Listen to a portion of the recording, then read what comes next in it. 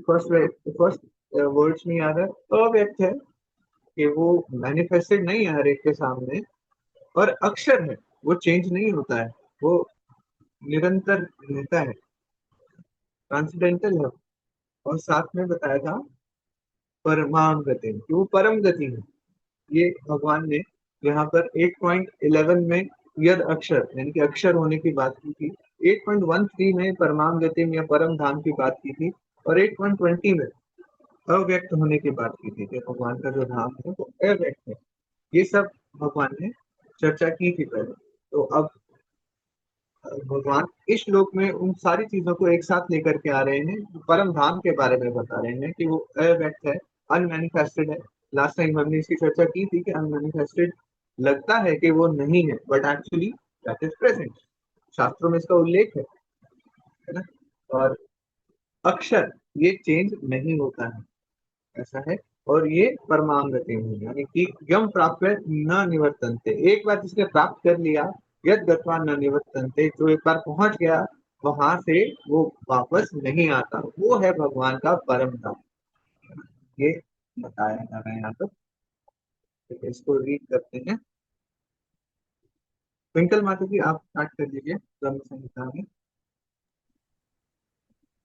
ब्रह्म संहिता में भगवान कृष्ण के परम धाम को चिंतामणि धाम कहा गया है, जो ऐसा स्थान है जहाँ सारी इच्छाएं पूरी होती हैं।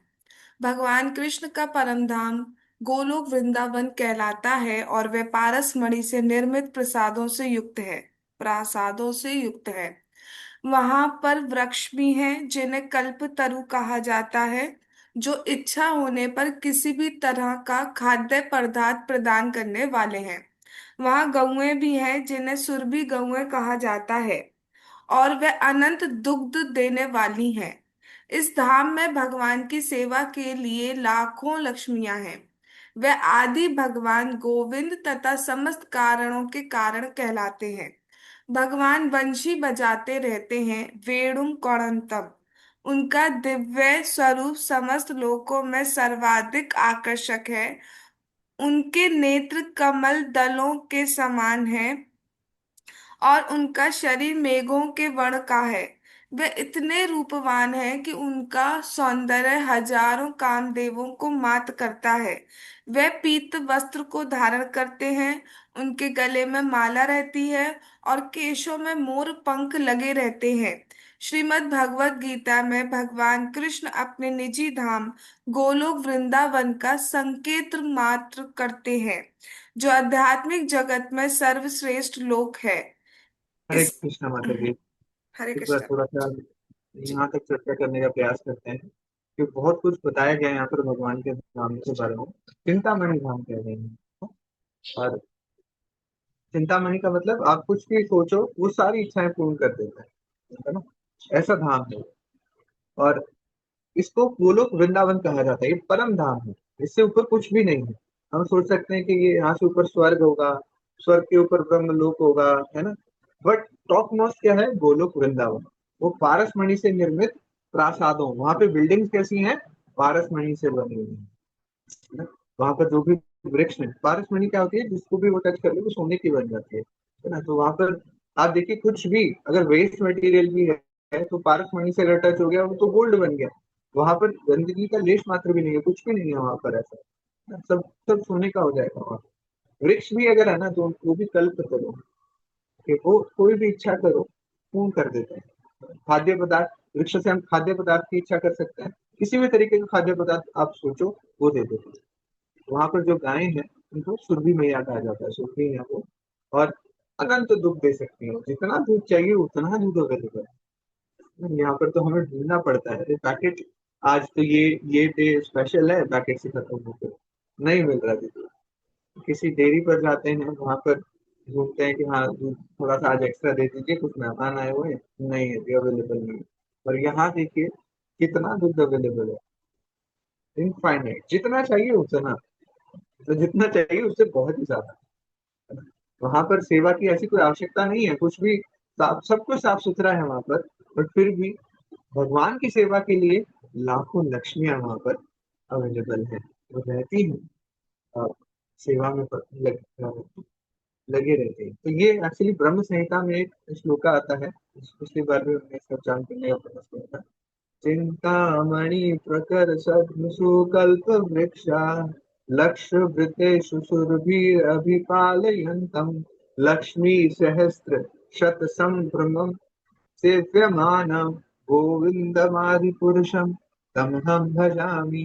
तो ये चिंतामणि के बारे में बता रहे हैं। लक्षवृतेषु, लाखों सुर भी गैया है वहां पर, है ना, और लाखों लक्ष्मियां भी हैं। लक्ष्मी सहस्त्र शत, इतनी सारी है जो कि सेवा के लिए लगे रहते हैं। और गोविंदम आदि पुरुषम तम हम भजामि, कि गोविंद आप ही आदि पुरुष हैं, समस्त कार्यों के कारण हैं, आपकी हम आराधना करते हैं, आपको भजते हैं। और क्या बता रहे हैं यहाँ पर, भगवान क्या करते हैं, वो अपनी बंशी बजाते रहते हैं, वेणु पूर्णतम, कि वो अपनी बंसी को बजाते रहते हैं। और उनका दिव्य स्वरूप जो है समस्त लोगों में सर्वाधिक आकर्षक है। मार्ग कहाँ तक रीड किया था हमने, सर्वश्रेष्ठ लोक है, यहाँ तक रीड किया था ना? ओके, जी प्रभु जी। ठीक है। और बता रहे हैं कि उनका शरीर मेघों के वर्ण का है, नेत्र जो है कमल दल के समान है, तो सुंदर नेत्र है, सर्वाधिक आकर्षण है। तो कृष्ण का अर्थ ही ये होता है कि जो सबको आकर्षित कर ले। और क्या रहता है, गले में इनके माला रहती है, पीत वस्त्र धारण करते हैं, तो केशों में मोर पंख लगे रहते हैं। पीत यानी कि पीला, जो कि श्रीमती राधा रानी का कलर है, वो भगवान कृष्ण धारण करते हैं। और उनके गले में माला है, केशों पे मोर, केशों में मोर पंख लगे हुए हैं। और भगवान कृष्ण का जो निजी धाम है गोलोक वृंदावन, है ना, वो सर्वश्रेष्ठ है, आध्यात्मिक जगत में भी सर्वश्रेष्ठ है। वहां पर भी वैकुंठ है, पर वैकुंठ से भी ऊपर कुछ है, दैट इज गोलोक वृंदावन। तो ये सर्वश्रेष्ठ है। तो ये वृतांत ब्रह्म संहिता में मिला है। नेक्स्ट, प्रदीप प्रभु जी, हरे कृष्णा, आप रीड कर लीजिए। हरे कृष्ण।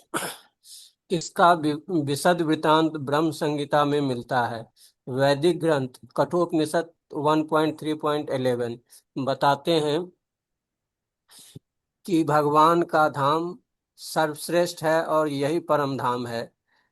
पुरुषान्न परम किंचित सा काष्ठा परमा गति। एक बार वहां पहुंचकर फिर से भौतिक संसार में वापस नहीं आना होता है। कृष्ण का परम धाम तथा स्वयं कृष्ण अभिन्न है, क्योंकि वे दोनों एक से गुण वाले हैं। आध्यात्मिक आकाश में स्थित इस गोलोक वृंदावन की वृंदावन प्रतिकृति वृंदावन इस पृथ्वी पर दिल्ली से 90 मील दक्षिण पूर्व स्थित है। जब कृष्ण ने इस पृथ्वी पर अवतार ग्रहण किया था तो उन्होंने इसी भूमि पर, जिसे वृंदावन कहते हैं और जो भारत में मथुरा जिले के 84 वर्ग मील में फैला हुआ है, क्रीड़ा की थी। हरे कृष्णा हरे प्रभु जी। कृष्ण।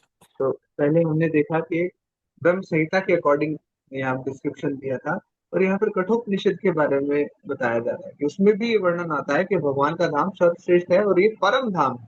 परम मीन्स टॉप मोस्ट, इससे ऊपर और कुछ नहीं है। और एक बार जो वहां पहुंच गया फिर उसे वापस नहीं आना पड़ता।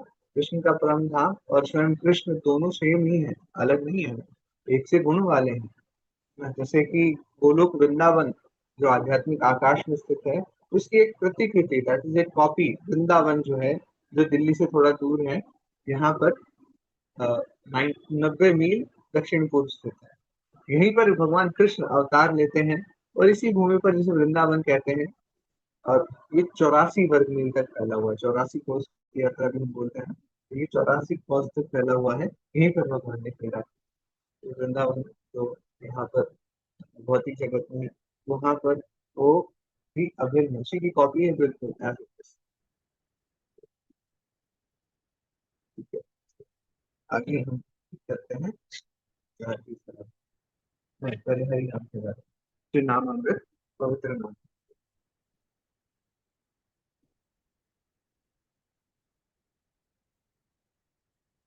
हाँ, शोभा माता जी, आप रीड कर लीजिए।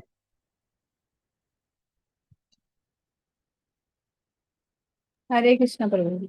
श्री नामामृत पवित्र नाम का अमृत, पेज 257। यदि कोई सिर्फ कृष्ण प्रसाद का आस्वादन करने व हरे कृष्ण महामंत्र का जप करने के द्वारा अपनी जिह्वा को नियंत्रित करता है तो अन्य सारी इंद्रियां स्वतः नियंत्रण में आ जाएंगी। आत्म संयम का अर्थ है कि आध्यात्मिक उन्नति के पथ पर जो कुछ भी बाधक हो उसे स्वीकार नहीं करना। मनुष्य को इसका अभ्यस्त बनकर ऐसी किसी भी वस्तु को त्याग कर देना चाहिए जो आध्यात्मिक उन्नति के पथ पर प्रतिकूल हो। यही असली वैराग्य है। इंद्रियां इतनी प्रबल हैं कि वे सदा इंद्र तृप्ति के लिए उत्सुक रहती हैं। हमें उनकी ऐसी मांगों की पूर्ति नहीं करनी चाहिए जो कि आवश्यक नहीं है। इन इंद्रियों की उतनी ही तृप्ति की जानी चाहिए जिससे आध्यात्मिक जीवन में आगे बढ़ने में अपने कर्तव्य की पूर्ति हेतु शरीर स्वस्थ रह सके। सबसे महत्वपूर्ण किंतु वश में ना आने वाली इंद्रिय जीभ है। यदि जीभ पर नियंत्रण कर लिया जाए तो अन्य इंद्रियां स्वतः नियंत्रण में आ जाएंगी। जीभ का कार्य है स्वाद ग्रहण करना तथा उच्चारण करना। अतएव नियमित रूप से जीभ को कृष्ण अर्पित भोग के उत्कृष्ट का स्वाद लेने में तथा हरे कृष्ण का कीर्तन करने में प्रयुक्त करना चाहिए। हरे कृष्ण बोलो। हरे कृष्णा माता जी, थैंक यू सो मच। तो यहाँ पर जिह्वा को कंट्रोल करने के बारे में बताया जा रहा है कि जिह्वा को कैसे कंट्रोल किया जा सकता है। क्या करना चाहिए? सिर्फ कृष्ण प्रसाद का आस्वादन करना है और हरे कृष्ण महामंत्र का जप करना है, इतना ही काफी है। और इससे होगा क्या, अन्य सारी इंद्रियां भी स्वतः नियंत्रण में हो जाएगी। कितना इंपॉर्टेंट है जिह्वा। जिह्वा बेगम बहुत इंपॉर्टेंट है एक्चुअली, है ना। तो ये कैसे कंट्रोल करना है, सिंपल तरीका यहाँ पर बताया जा रहा है। कैसे करें? जैसा होगा अन्न वैसा होगा मन। जैसा हम प्रसाद पाएंगे या कुछ भी पाएंगे, उसी से ही हमारी सारी इंद्रियां कंट्रोल हो जाएंगी। इसलिए समूह लीला प्रभु जी भी बताते हैं कि आपको अगर किसी चीज में कंसिस्टेंसी लानी है तो आपको अपनी इंद्रियों को और शरीर के जो द्वार हैं उनको सतोगुण में रखना होगा। तो सतोगुण में जब रहेंगे तो अपने आप कंसिस्टेंसी आएगी, अपने आप भक्ति में आने लगेगी। ये चीज यहाँ पर भी बताई जा रही है कि जीवा को कैसे कंट्रोल करना है। जीवा के दो कार्य होते हैं, एक तो कुछ ग्रहण करना, चाहे प्रसाद ग्रहण करें या कुछ भी पाए, दूसरा बोलना। तो अगर हमने अपनी वाणी को स्वच्छ कर लिया, हरे कृष्ण महामंत्र का जप किया, भगवान का ग्लोरिफिकेशन किया, और दूसरा केवल इस जगह से प्रसाद ही ग्रहण किया, तो वो अपने आप कल्टीवेट होगा हमारे अंदर, वो भक्ति अपने आप आएगी। आत्म संयम अपने आप हो जाएगा, है ना। आत्म संयम का एक्चुअल अर्थ क्या है? आध्यात्मिक उन्नति के पथ पर जो भी रास्ते में आ रहा है उसको स्वीकार नहीं करना। कई बार हम सोचते हैं कि संयम करना है, संयम करना है, कि ठीक है मैं फोन नहीं देखूंगा, मैंने ये व्रत लिया हुआ 1 घंटे तक मैं फोन नहीं देखूंगा, नहीं देखा जी, बहुत फोर्सफुली 1 घंटे तक ऐसा किया कि नहीं देखा। बट उसमें भक्ति के बाधक जो एक्टिविटी थी ना, उसको नहीं छोड़ा, बहुत और भी प्रगल्भा में लगे रहे। आत्म संयम का अर्थ हम समझते हैं कि भाई जबरदस्ती इंद्रियों का निग्रह कर लिया और भगवान की सेवा में नहीं लगाया, वो गलत है। तो आत्म संयम का अर्थ क्या है? जो आध्यात्मिक उन्नति में हमें प्रोग्रेस कराने में हेल्प करे, उन चीजों को एक्सेप्ट करना, और जो भी रास्ते में अड़ रही हैं, जो बाधक हो रहे हैं, उनको स्वीकार ना करना, एक्सेप्ट ना करना। मनुष्य को इसका अभ्यस्त बनकर, इसकी प्रैक्टिस करके किसी भी वस्तु का त्याग कर देना चाहिए जो कि आध्यात्मिक उन्नति के पथ पर प्रतिकूल हो। ये असली वैराग्य होता है। युक्त वैराग्य ऐसे बोला जाता है कि जो चीजें जरूरी है उनको, उनके साथ आप रहें, बट जो चीजें जरूरी नहीं है उनको छोड़ दिया, सिर्फ भगवान की सेवा की लिए हमने चीजों को लगाया। ये है असली वैराग्य। इंद्रियां बहुत प्रबल होती हैं और हमेशा इंद्रिय तृप्ति के लिए उत्सुक रहती हैं कि हाँ मुझे ये चाहिए, मुझे वो चाहिए। तो ये मांगों की पूर्ति नहीं करनी चाहिए जो कि आवश्यक नहीं है। जो अननेसेसरी चीजें है ना, उनको हमें छोड़ देना चाहिए। तो हमें ये बहुत ही जरूरी है अननेसेसरी को डिफाइन करना। तो अननेसेसरी यहाँ से भी हमें पता लगता है कि जीवा के लिए अननेसेसरी चीज क्या है, जो कि प्रसाद नहीं है। That is unnecessary. कई बार हम सोचते हैं कि अनियन गार्लिक नहीं है ना, खा लेते हैं, बट क्या चीज वो नेसेसरी थी? क्या वो हमारी जरूरत थी उस समय पर, या हमने जीवा के टेस्ट के लिए किया? वो वो भी अगर ऐसा हमें बाहर से बना हुआ कुछ ग्रहण करना पड़ता है तो भी वो भगवान को ऑफर करके ही पाना चाहिए। बट कोशिश ये करनी चाहिए कि भक्तों के हाथ का ही बना हुआ, भगवान को अच्छे से भोग लगाया हुआ, उसको ग्रहण करना चाहिए।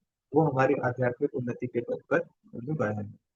तो ये अननेसेसरी वाली चीज को हमें आइडेंटिफाई करना चाहिए, क्या अनावश्यक है उसको छोड़ दिया जाए। इन इंद्रियों की तृप्ति उतनी ही की जानी चाहिए जो कि आगे बढ़ने के लिए हमें हेल्प करे, भक्ति में आगे बढ़ने के लिए। ओवर ईटिंग नहीं करनी है, उतना ही ग्रहण करना है जितनी शरीर को आवश्यकता है। उतना ही किसी भी चीज के पीछे भागना है जितनी आवश्यकता है, इससे ज्यादा नहीं करना है।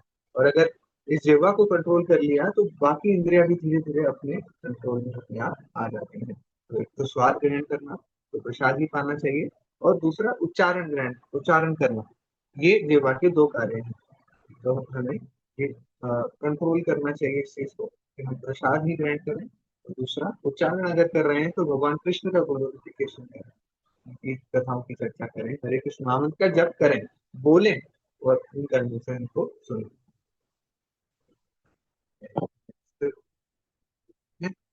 सुभाष चंद्र प्रभु जी, आप रीड कर लीजिए प्रचार की सार।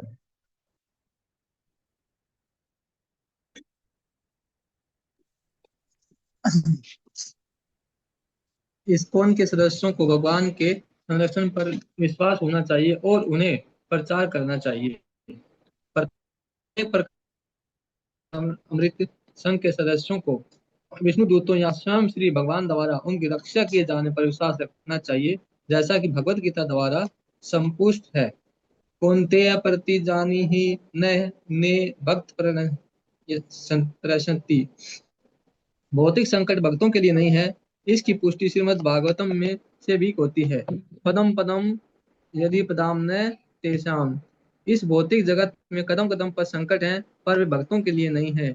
जिन्होंने भगवान के चरण कमलों में अपने को पूर्णतः समर्पित कर दिया है, भगवान विष्णु के शुद्ध भक्तों को भगवान द्वारा शिक्षा प्रदान किए जाने के प्रति पूर्ण आश्वस्त रहना चाहिए, और जब तक वे इस भौतिक जगत में हैं तब तक उन्हें श्री चैतन्य महाप्रभु तथा भगवान कृष्ण के संप्रदाय कृष्ण भावनामृत के हरे कृष्ण आंदोलन का प्रचार करके पूरी तरह भक्ति में लगे रहना चाहिए। हरे कृष्ण। हरे नमस्कार जी। तो यहाँ पर देखिए प्रचार के बारे में बताया जा रहा है। तो एक्चुअली कई बार होता है कि कुछ संकट हमारे ऊपर आ जाता है ना, तो फिर हम सोचते हैं अरे हम कहाँ फंस गए, ये क्या हो गया, वो हो गया। तो यहाँ पर बहुत अच्छी चीज बताई गई है कि प्रत्येक प्रकार के संकट कुछ भी आ जाए तो हमें भगवान हमारी रक्षा कर रहे हैं उसके बारे में इस चीज का ध्यान रखना चाहिए। कई बार प्रचार करते हुए भी बहुत सारे संकट आते हैं। मान लीजिए बुक डिस्ट्रीब्यूशन कर रहे हैं, कोई भी बुक नहीं बिक रही है, या कोई भी बुक डिस्ट्रीब्यूट नहीं हो रही है, कोई एक्सेप्ट नहीं कर रहा है, तो भगवान ने स्वयं कहा है, कौन ते प्रति जानी ही न में भक्ता प्रणश्यति, कि भक्त का कभी भी विनाश नहीं होता, कभी भी डाउनफॉल नहीं होता। तो ये जो संकट है ना, एक्चुअली भक्तों को और स्ट्रॉन्ग करने के लिए है। भौतिक संकट जो है वो नहीं है भक्तों के लिए। श्रीमद् भागवतम में भी कहा गया है, पदम पदम यद भक्ता न तेषाम। जो कदम कदम पर संकट आ रहे हैं, ये भगवान के भक्तों के लिए नहीं है। भगवान के चरण कमलों में जिन्होंने खुद को समर्पित कर दिया है उनके लिए ये संकट बाधे नहीं है, ये किसी को बाधा नहीं बनते हैं। भगवान विष्णु के शुद्ध भक्तों को भगवान द्वारा सुरक्षा प्रदान किए जाने के प्रति पूर्ण आश्वस्त रहना चाहिए। Krishna is the supreme controller. इस चीज का हमें पूरा ध्यान रखना चाहिए, उसका आश्वासन रहना चाहिए कि हाँ, भगवान ही है हमारे कंट्रोलर, वही है हमारे रक्षक। कोई भी प्रॉब्लम आएगी वो हमें छोड़ेंगे नहीं। और जब तक वे इस भौतिक जगत में है तब तक उन्हें श्री चैतन्य महाप्रभु तथा भगवान कृष्ण के संप्रदाय कृष्ण महामंत्र के हरे कृष्ण आंदोलन का प्रचार करके पूरी तरह भक्ति में लगे रहना चाहिए। हमें बिल्कुल भी टेंशन नहीं लेनी है, कुछ भी विपदा आए तो ये सोचना है कि हाँ, Krishna is taking care of me. अगर ये कुछ विपदा आई भी है तो कृष्ण कुछ सिखाना ही चाह रहे हैं, या मेरे जो पिछले कार्य थे, पिछले बुरे कार्य थे, उनको इस छोटी सी विपदा के थ्रू भगवान काटना चाह रहे हैं। है ना। तो ये, और करना क्या चाहिए, प्रचार प्रसार में लगे रहना चाहिए। तो प्रचार प्रसार के लिए हम सोचते हैं कि क्या करें क्या करें, तो जो भी सर्विसेज हमें हमारे मेंटर्स वगैरह देते हैं, जो लोकल टेम्पल के थ्रू हमें सेवाएं मिलती हैं, वो सेवाएं करते रहना चाहिए। वो प्रचार है। कई बार होता है कि हम सोचते हैं कि मैं व्यास आश्रम पे जाकर के बोल क्यों नहीं रहा हूँ, वो तब होगा ना प्रचार। तो वो जरूरी नहीं है कि वो प्रचार हो, आप किसी भक्त की मदद भी कर रहे हैं ना, या जैसे टेम्पल का कोई भी फेस्टिवल है उसमें कोई भी सेवा कर रहे हैं, प्रसाद की सेवा कर रहे हैं, क्राउड मैनेजमेंट कर रहे हैं, प्रीचिंग की कोई सेवा कर रहे हैं, भक्तों को जप करवा रहे हैं, जपमाला डिस्ट्रीब्यूट कर रहे हैं, कोई भी छोटी सी सेवा कर रहे हैं, जल की सेवा कर रहे हैं, या वाटर पॉइंट गार्ड की सेवा है, या प्रसाद डिस्ट्रीब्यूट करना है, या किसी तरह के कोऑर्डिनेशन है, कुछ भी सेवा कर रहे हैं, तो वो भी एक्चुअली प्रचार का ही कार्य है। तो ऐसा नहीं सोचना चाहिए कि सिर्फ अ, मैं व्यास आश्रम पे जा करके बोलूं। पर्सनली भी बोला जा सकता है कि हम जिस भी व्यक्ति से मिले उसको भगवान की फीलिंग्स के बारे में बताएं। दैट इज ऑल्सो प्रचार। सेवा में लगे रहना ही एक्चुअली प्रचार। हरे कृष्ण। तो कृषि का तो बात की तो क्या मुझे क्षमा कीजिएगा। अच्छा ईश्वर कृपा सिंधु विचार पतितानां पावनेभ्यो वैष्णवेभ्यो अनंत कोटि वैष्णव।